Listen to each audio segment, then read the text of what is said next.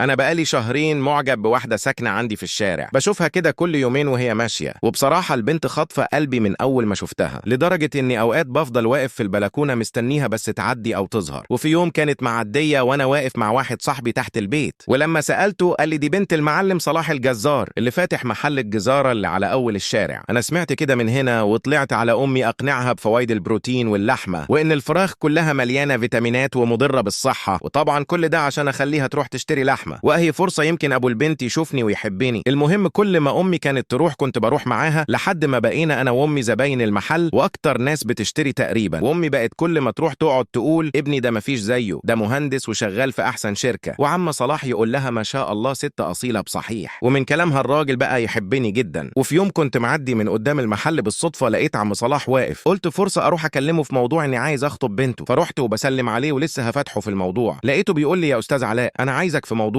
بصراحة كده، أنا عايز أكمل نص ديني وأتجوز وطالب إيد أمك في الحلال.